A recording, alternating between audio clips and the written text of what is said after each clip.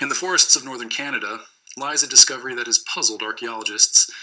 It is a discovery so unexpected and so seemingly impossible that when it first came to light, many experts believed it must be a hoax, a misinterpretation, or a trick of the light. But it was none of those things. Roughly 465 miles northwest of Ottawa, researchers uncovered an enormous slab of exposed bedrock. Carved into its surface were more than 250 ancient symbols, symbols that appeared to belong to the oldest known runic alphabet in the world. The inscription was long, deliberate, and unmistakable. It was the entire Lord's Prayer written in Futhark runes, a script used by Germanic peoples nearly 2,000 years ago.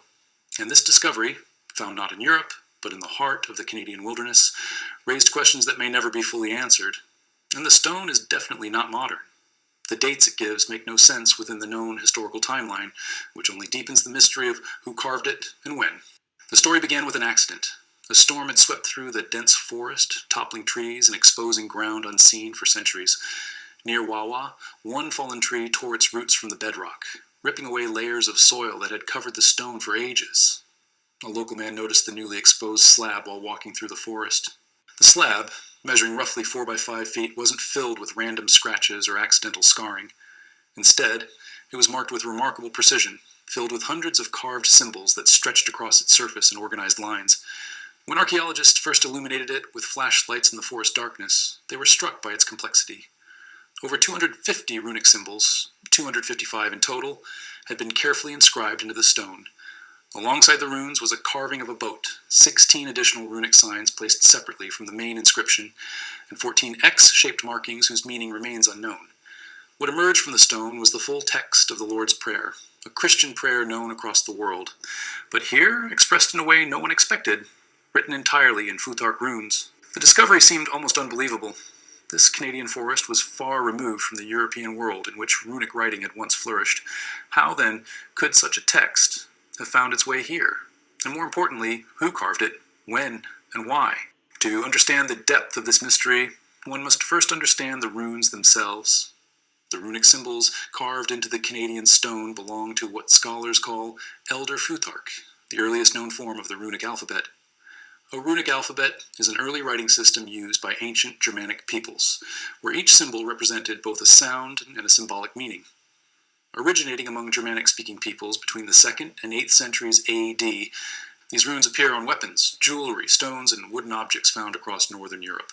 But knowledge of how to read the original system was largely lost by the High Middle Ages, between roughly 1000 and 1300 A.D. The classical Elder Futhark system became a forgotten linguistic relic. It wasn't until mid-19th century that the Norwegian philologists finally cracked the code of the ancient runic language. Given this timeline, the presence of a full prayer carved in Elder Futhark on Canadian bedrock raises a cascade of contradictions. If knowledge of the alphabet was lost for centuries, how could someone carve a perfect text in the middle of North America, long before modern scholars rediscovered the script? To verify the script, researchers brought in runic specialists to authenticate the inscription. During an extended field inspection, under difficult weather conditions, these experts examined every line, stroke, and sequence. After extensive analysis, they concluded that the text did indeed consist of Elder Futhark runes arranged to form the entirety of the Lord's Prayer, a combination with almost no precedent in the known historical record. Elder Futhark belonged to a linguistic world centuries older than Christianity's spread across Scandinavia. The pairing of the two was historically anomalous. The investigators, however, resisted jumping to sensational conclusions. Although it was well established that Norse explorers reached parts of the Canadian Arctic and Newfoundland around 1,000 years ago, there was no historical evidence placing Viking presence anywhere near this region, let alone evidence suggesting they carved Christian texts in Elder Futhark during that era. Yet there was one curious exception. In the early 1600s, Swedish polymath and mystic Johannes Burus revived Elder Futhark symbols in his own esoteric studies.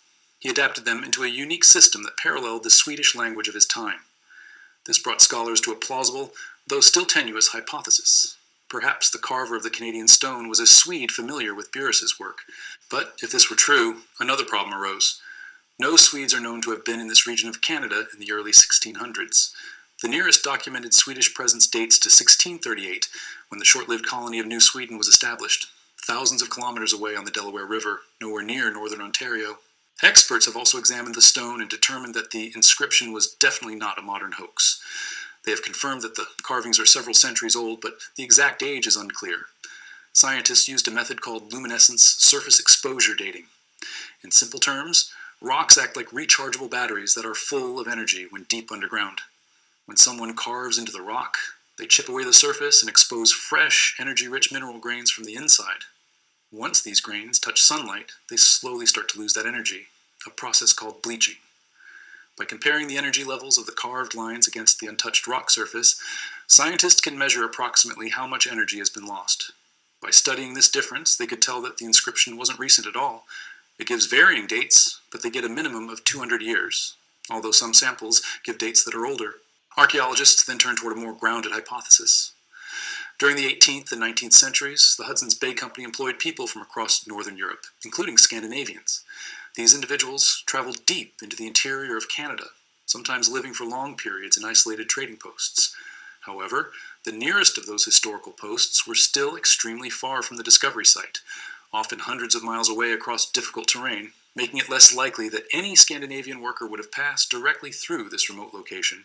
Furthermore, most of these workers were engaged in manual labor and generally did not have specialized training in ancient languages or historical scripts, making it improbable that they would have possessed the rare knowledge and skill needed to perfectly carve an entire prayer in Elder Futhark.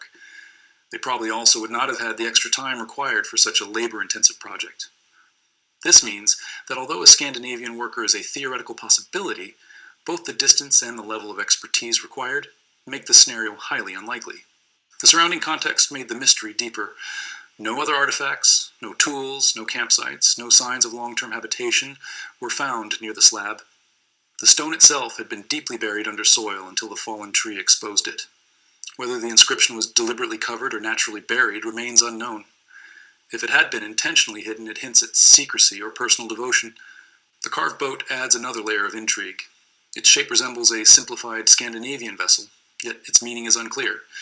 It could symbolize a journey, an identity, a prayer for safe passage, or simply an artistic signature. The 14 X marks also remain entirely unexplained. They could be markers, symbols of emphasis, or something more ritualistic. Theories about the origin of the runestone vary widely. Some suggest it could have been created by a forgotten or undocumented European traveler who reached the region unexpectedly early. If true, this would dramatically reshape the history of early exploration. Others wonder if knowledge of runes could have passed indirectly to indigenous peoples, though no evidence supports this. The theory involving a Hudson's Bay Company worker remains difficult to reconcile, although it is a possibility. What makes this discovery remarkable is not only the inscription itself, but the questions it raises about history. Human journeys often go unrecorded. People cross oceans, forests, and continents, leaving behind no written documents, only small traces of their presence. Occasionally one of those traces surfaces unexpectedly.